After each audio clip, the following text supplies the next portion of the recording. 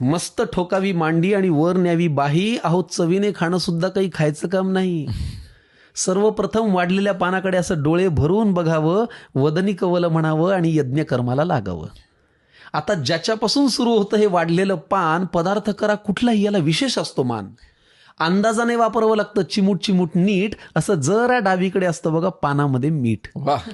तिथून पुढे सरकलात की टप्पा चमचमीतपणाचा, जिथे असतं लोणचं, चटणी, मिरचीचा ठेचा. कितीही पथ्य असलं तरी हे खावंसं वाटतंच आणि भल्या भल्या खडकांच्या तोंडाला इथे पाणी सुटतंच. चटण्या म्हणाल तर जवस, कारळ, लसूण, शेंगदाणा, आंबा लिंबाच्या लोणच्याचा चाटावा चवदार बाणा. हा ठेचा आयुष्यात जेवढ्या खाल अनुभवाची साठवण होते, पण ताटातला पोटात जास्त गेला की सकाळी मात्र आठवण होते. क्या बात आहे. आता जिच्यासाठी चाले सगळा प्रपंच, धंदा, नोकरी, पानाच्या अगदी मधोमध ती पोळी आणि भाकरी. गोल गोल गरम गरम अशी आईनेच पानात वाढावी, पापुद्रा काढून आतली खमंग वाफ आपण काढावी.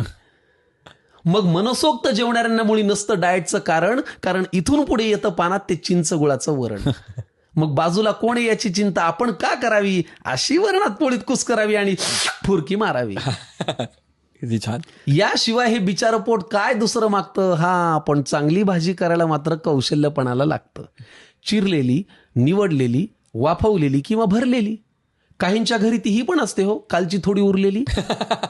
उगाच जास्त क्रेडिट त्या कोंबडी बोकडांना गेलंय. या भाज्यांनी आपलं जगणं सांगतो खरं समृद्ध केलंय.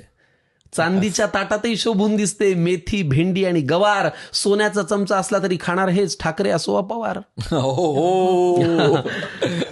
मग पुढे एकदा पोट भरलं की सुटतं हे अवघड जगण्याचं कोड. एकदा पोट भरलं की सुटतं हे अवघड जगण्याचं कोड. पण मन भरायला लागतं ना मंडळी या देहाला गोड.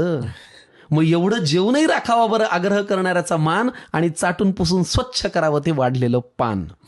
मग ढेकर देऊन पलंगावरती देह टेकवावा थोडा, इतक्यात कुणीतरी आणून द्यावा लवंग खोचलेला विडा. हेच ते वैभव आहे ज्यासाठी सगळे कष्ट करतो, पण समोर आल्यावर मात्र न जेवता फक्त पोट भरतो. त्यामुळे हे रक्त पिणारं यंत्र तुमचं जरा बाजूला ठेवत जा आणि पानावर जेव्हा बसाल ना मंडळी तेव्हा मन लावून जेवत जा. मग 5वर पंखा करून झोपण्याचं सुख असं सांगून थोडंच कळावं. आणि असंच वाढलेलं पान देवा रोज सगळ्यांना मिळावं. असंच वाढलेलं पान देवा रोज सगळ्यांना मिळावं.